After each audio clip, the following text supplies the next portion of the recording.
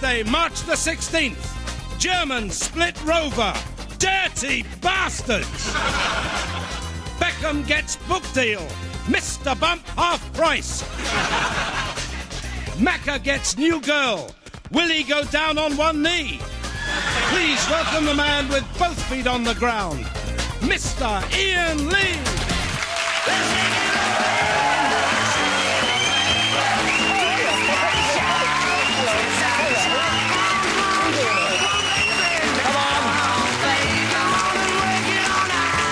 Brilliant. Hello and welcome to the start of the 11 o'clock show. Yes, Paul McCartney has found love with gorgeous 32-year-old model Heather Mills. It's the happiest he's been since he started eating steak again. I'm not going to attempt a McCartney impression. There it is. I can do a Lennon, though, and earlier this year, I even had a stab at George Harrison. I got arrested. And Macca and Mills are now saying they want a bit of privacy. I totally agree. What is it about a living rock legend shagging a one-legged blonde model that everyone finds so fascinating? I don't know. It's got me stumped. McCartney should start acting his age, I think, like Christian Crusty Cliff Richard. He's just waiting for the second coming. Apparently, the first coming was with Eunice Stubbs. With old rockers snapping up all the totty, what hope is there for youngsters like me? Well, I've seen the gap in the market and it's as a toy boy. So if you're watching Bonnie Tyler, come and get me. Ah, you're just like Rod Stewart, but with knockers. Amazing. And Bonnie, I'm actually packing an extra leg myself. It's me hard cock. Ladies and gentlemen, please welcome the girl who always rocks my world, Miss Daisy Donovan.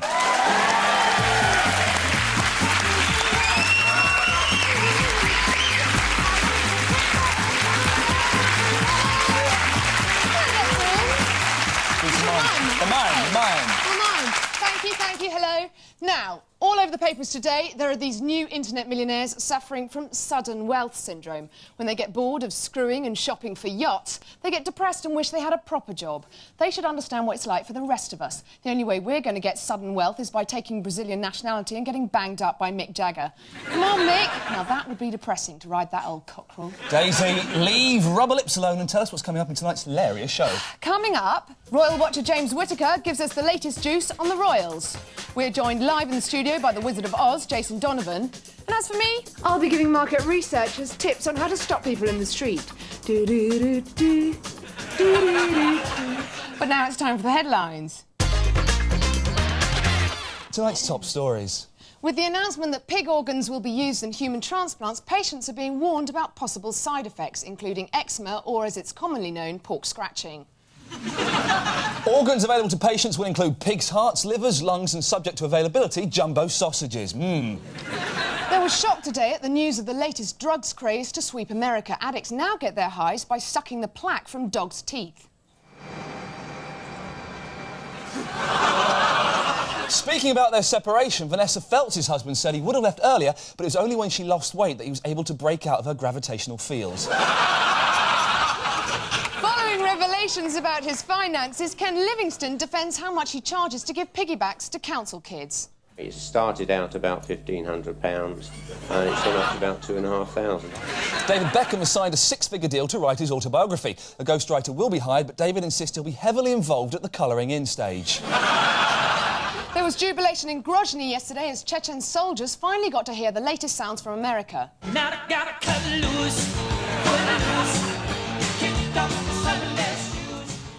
As debate about Section 28 continues, evidence comes to light of some schools already promoting gayer lessons, as this economics class shows. Take a piece of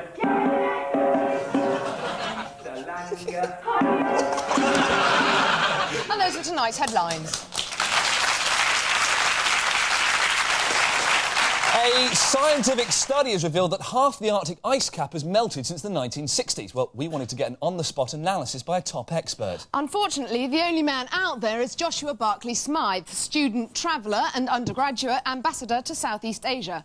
Joshua, what are the conditions like up there in the Arctic Circle? Well, it's not nearly as chilly as I'd expected, and that's thanks to all of us and our selfish, middle-class attitudes about the ozone layer. It's not nearly as cold as it used to be. What about the ice caps, Joshua? Well, you know, the sad truth is that the polar ice cap is disappearing as we speak. You know, an area the size of Denmark melts every 2 years. And, I mean, where would we be without Denmark? You know, there'd be no Lego. But is there anything... Sorry, Joshua, is there anything viewers at home can do? Yes, there is. You know, it's down to us in the West to get rid of the extra water. Go and turn on a tap, fill up your ice trays, send your ice back to the pole where it belongs. You know, I'm doing my bit. I've brought all my own bottled water with me. If there's one thing I learned in India last year, it's don't drink the local water. Still, I always say you haven't travelled until you've had amoebic dysentery. Thank you, Joshua. I think we'll leave it there. Yeah, it wasn't until I'd squatted over a tiny hole in the ground firing pint after pint of boiling hot, Thank you, shitty Joshua. magma down the back of my legs that I found the real Thank you, me. Joshua. The government announced today that schools will have a statutory responsibility to encourage teenagers to abstain from sexual activity. Here's Ricky Gervais with his report.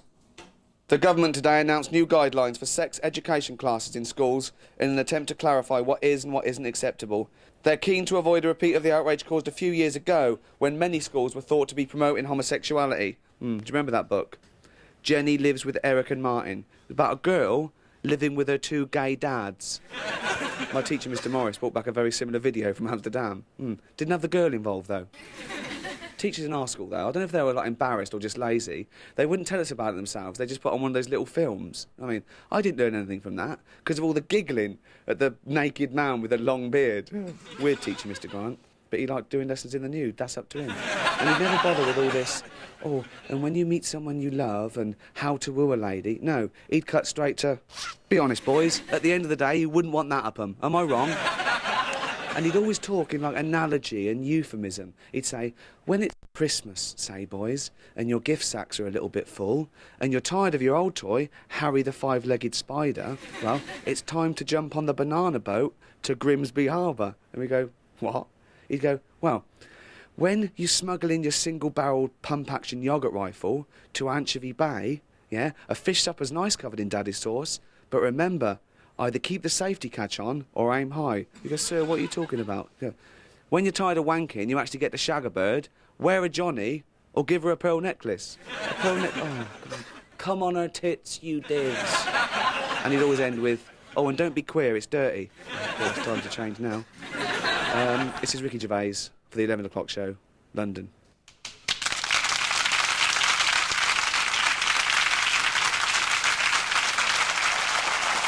More from the filthy Ricky Gervais later on. But first, royal rumours are once again rife this weekend as the Queen jets off to Australia. To separate fact from fiction, please welcome our royal correspondent, James Whittaker. Thanks for coming along, James. Nice to have you again.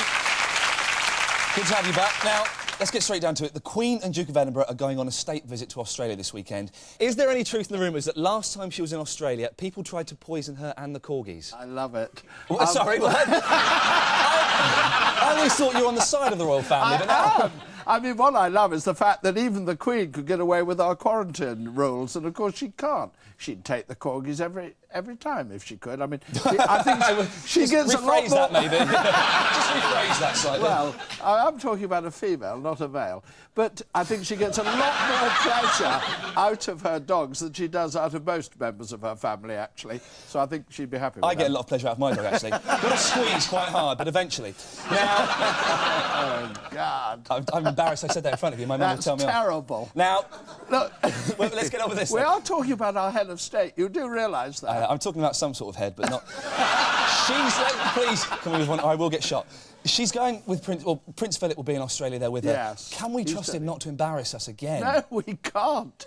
I mean, he is appalling. And I tell you, the Queen really gets fed up with him. That business in China, you remember the slitty eyes business you talked about? I tell you, the Queen didn't speak to him for 3 days. I don't know whether he found that helpful or not, but she was furious. You followed the royal family around the world. What's the most outrageous thing you've seen?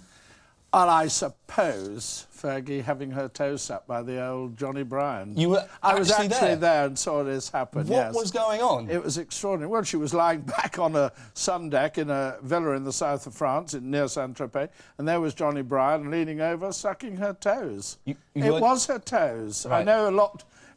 other things were suggested, but not true. You weren't tempted to crack one off, were you? I was there in very professional circumstances. OK, now, Trevor Rees-Jones has contradicted Al Fayed about Di and Dodie getting engaged. What's the truth? What was happening? Well, no, of course they weren't engaged. I mean, she was very much in love, although I think it was more in lust.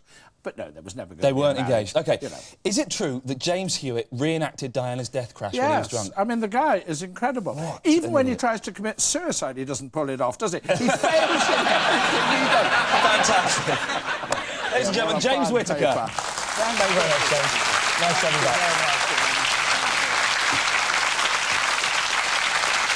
A new survey has revealed that 6 out of 7 people don't stop for surveys. The question is, did they really need a survey to tell them that? Well, yes, they did. Otherwise, 6 out of 7 people would not have been stopping for no reason. You see?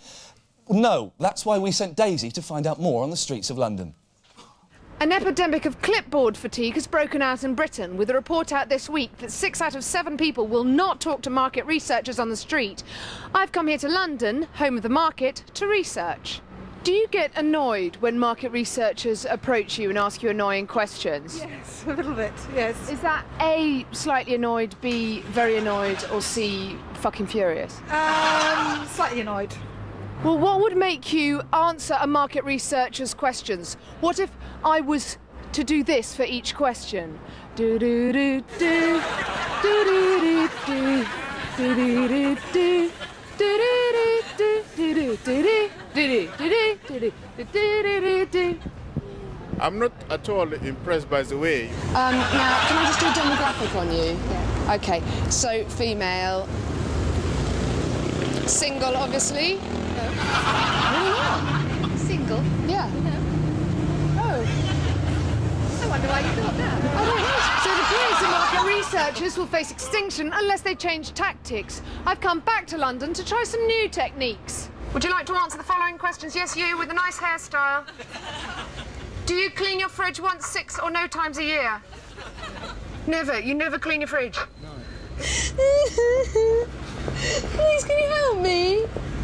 Please. I've got market research questions. Research questions? Yes. I thought you were crying, begging or something. No, I wanted questions. Which do you prefer, crunchy peanut butter or smooth? Neither. Excuse me, doing some market research. Doing some market research? Yeah. Do you prefer crunchy peanut butter or smooth? Crunchy.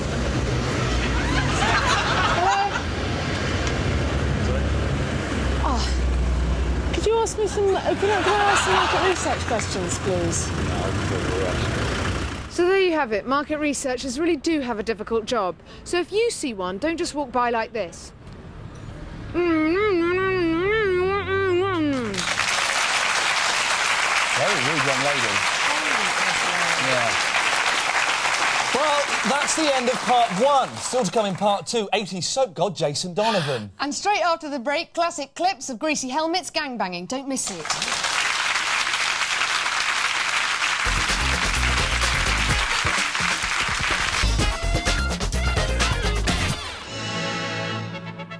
...1964, and the country is overrun by rival British gangs with different fashion emphases. Some like scooters, others don't. It's that simple. And once again, who gets caught in the middle?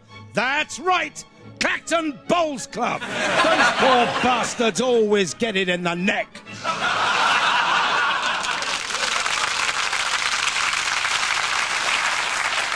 And rockers there back in 1964, and that fighting was the inspiration for one classic movie, Police Academy 7, Mission to Margate. Love it. Welcome back to the 11 o'clock show on Thursday the 16th of March. Coming up, Jason Donovan will be proving that good neighbours become good friends. But first, it's time for another look at tonight's headlines.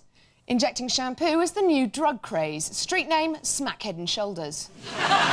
Pupils to be discouraged from having sex. Teachers say, that bell ends for me, not you. 20,000 homing pigeons disappear, 4 and 20 of them found in John Prescott pie. Some people are born to greatness, some people achieve greatness, and some people gatecrash their parties and just annoy the fuck out of them. Peter Piper is one of those people. Take a look.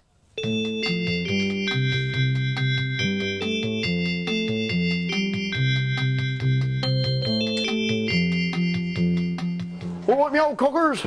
I'm Peter Piper from Portsmouth, and I know a thing or two about women. So I'm just going to go and see if I can find some and have a little chat with them. I used to nearly did a bit of modelling myself. You did? Yeah, a little while ago, yeah. Yeah, because, you know Calvin Klein? He once said that I was the most beautiful man he'd ever met. Really? Yeah, he did. Oh, he didn't give you any award, right? No, well, Well, he wanted me to be the male equivalent of Kate Moss. What got you into acting and all that in the first place? I don't know, I just enjoyed it. I think I was a bit hyperactive as a child. What about when you were a kid? Did you have any actors and actresses that you admired particularly? I was just obsessed with Madonna, always obsessed with Madonna. Oh, really? Funny enough, I actually saw Marlon Brando quite a few years ago. Did you? Yeah. Like down in Portsmouth. Like, he was researching some film he was in, I can't remember exactly what it was. And he was actually my local. Like a place called the Crab and Lobster. Yeah, I don't know if you know it. No. I walked in and I went straight up to him. I said, "Oi, Marlon." I said, "I don't know what I'm saying." So I said, "But you've got a bit of a paunch on you, my old mate." And he said, What did he say to you? he said, as a matter of fact, I do mind you saying so. He said, "I want you to show me some respect." And he did that voice that he does. "I want you to show me some respect," like that. I said, "Listen, Marlon, I'll give you respect when you deserve it." I said, "Look, you're overweight, you're overpaid, and quite frankly, you're long overdue of smacking the mouth like that." But he had to roll his hands up. Yeah. He said, "Fair play to you, Peter." He said, "You're absolutely right." He said, "I've completely let myself go."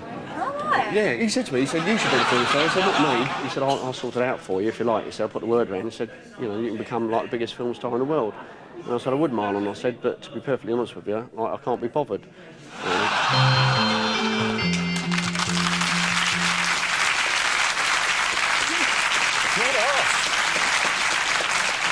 Daisy, get off and just tell us about tonight's guest. OK. In the 80s, he was everyone's favourite mullet as the good-looking boy next door. He left Kylie and Ramsay Street for Queensland, but that was no reason for the Face to call him a bender, and he successfully sued. He then found God as Joseph and tight knickers in the Rocky Horror Show. Please welcome Jason Donovan.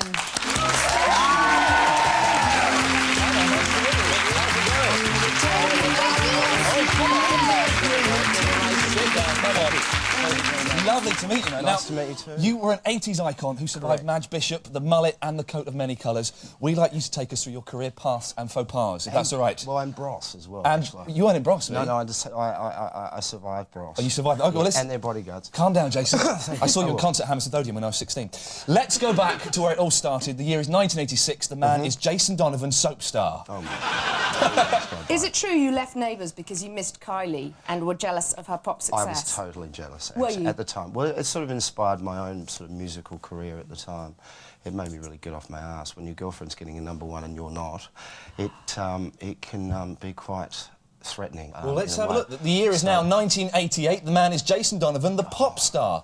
Now, I'll be honest with you. That outfit is the worst. I got my hair cut like that once. Really? I actually had that haircut because I thought it was really cool. Yeah, I took in a picture of Jason and said, "Could you do my hair like this?" It looked ridiculous on me. I've got no hair anymore. I know. Hopefully the same won't happen to you. I'm not going to copy that one. Now, when you were 21, you'd sold 15 million records and were the biggest recording artist in Europe.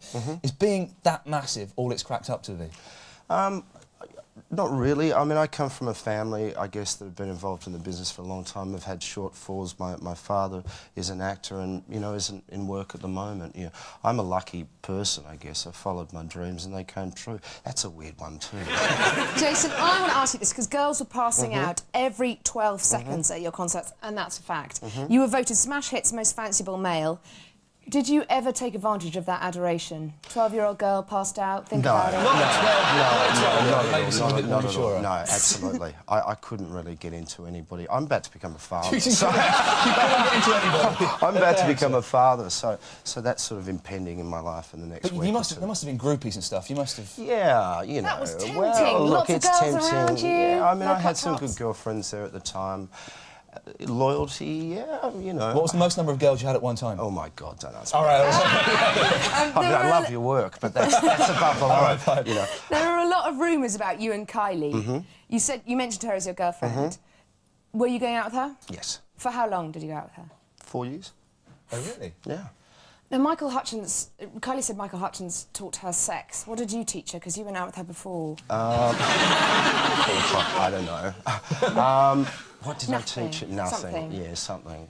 OK, well, you say the year is 2000. The man is now Jason Donovan, transvestite. Right. Looking like Kiss there. Gene Simmons, I like it. Now, you've been in the Rocky Horror Show. You play a transvestite in your next film, Sorted, as well. What is it about women's clothes that you love so much? I actually think maybe this is where this whole gay rumour came from, you know. There is a masculine out there that can be quite feminine these days. Is that and I feel quite comfortable, sort of, in you know. sissies. And also I was surrounded by gay people as growing up. My My mother was in the modelling business, and my father's in acting, and it's Lovey Darling, and da-da-da-da. So I feel very comfortable dressing up. Are you wearing anything underneath that now? Of a feminine nature? Absolutely nothing. Are you going commando style? Let's have a look. We've looked at the highs and lows of your career to date. You've always been a headline maker, so what can we expect to read about you in the future? Well, we just hope it's not something like this. Jason Donovan, scientists grow organs for transplants on Aussie Smith. Ladies and gentlemen, Jason Donovan. Yeah. Thank you very much.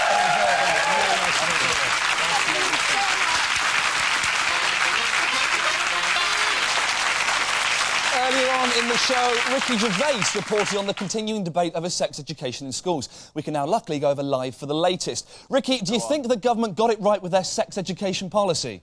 Yeah, but you have got to be careful what you tell kids. I'll tell you what, the thickest kid in my class was Stephen Flint, and after our first lesson about the birds and the bees, there wasn't a day he didn't come in with either peck marks on his bollocks or stings on his cock, right? He was really thick. And his brother was even thicker. This is a true story. His brother went to Casualty with a bottle of ketchup stuck up his arse, yeah? And this is the excuse he gave to the doctor. He said he'd come home with his shopping, and he put them on the doorstep, and he realised he'd forgotten his keys. So he climbed up the drain pipe, and as he was up there, his trousers and his pants fell down, and he had to let go and fall, and of course the bottle went straight up his arse, right? He said that, and the doctor said that'd be somewhat more believable if supermarkets sold ketchup with condoms already attached. We'll leave it there, Ricky. Thanks very much. True. Now listen, one thing I want to... He did put a condom on it, but why? Was it to save himself from infection, or was it because he wanted to put it back in the cupboard and let his dad sort of smack it onto his chin? We're actually going to stop it there, Gervais. Please don't come back. You've had your fair share of daddy's sauce inside you, ponce. We've got to get him fired. They say that life is like a box of chocolates. You never know what you're going to get. But what if it's a box of just Brazils, Iain? Daisy, But the world of news is less predictable than a collection of chocolate-covered nuts. So let's find out who's going, nice chocolates, and who's going, horrible chocolates, in this week's Good News, Bad News. Good news. Researchers have given a pig a computer to play games on. Bad news. They've also slit a 14-year-old boy's throat and hung his head in a butcher's window. Good news. The man who controls Sooty has insured his hand for £5 million. Bad news. Rod Hull left Emu penniless. Good news. Doctors have discovered a pill that eradicates PMT. Bad news. It's shaped like a pillow and you have to hold it over your wife's face for an hour before it takes effect. Bad news. For Denise Van Outen, who had to simulate oral sex on a cucumber in her new film. Good news. For JK, when she got home and tossed him off in a salad. Scientists have discovered that measuring the length of a child's ring finger can predict whether it will be a musical genius or not. Bad news. They got the information from Gary Glitter. Bad news. It's been revealed that one of the Welsh rugby team isn't actually Welsh. Good news. At least there's some fucking brains in the operation now. Good news. An opera based on the life of Princess Di is opened in Germany. Bad news. It ain't over till the thin lady screams. Good news. To avoid unfortunate confusion on the internet, Philadelphia's Beaver College is to change its name. Bad news. It'll now be known as Cat Flaps High. And that was this week's Good News, Bad News. Oh, I can't get enough of this. Oh, that's delicious water, that is. Sadly, that's it for tonight. But before we go, the showbiz world was shocked today as Richard Gere's new girlfriend took to the catwalk. We leave you tonight with Ricky Gervais as he poses some everyday moral dilemmas to members of the public. Good night. Good night. Which one of these, if you had to do one of these things, what would you rather do? Do 3 months in Wormwood Scrubs, kick a puppy to death, or let your mum catch you wanking? Oh, definitely 3 months in Wormwood Scrubs. Really? Scrubs, yeah. Okay. All that testosterone. OK. Would you rather snog Jimmy Somerville, volunteer to check your dad for genital warts, or persuade your mum to have breast implants? Oh, check my dad for anal warts. He's quite muscular. See, I said genital warts, and you specifically went for anal warts. They could be anywhere. They could be testicular, or they could be on the end of his cock. They could, but knowing my dad, they'd be in his arse.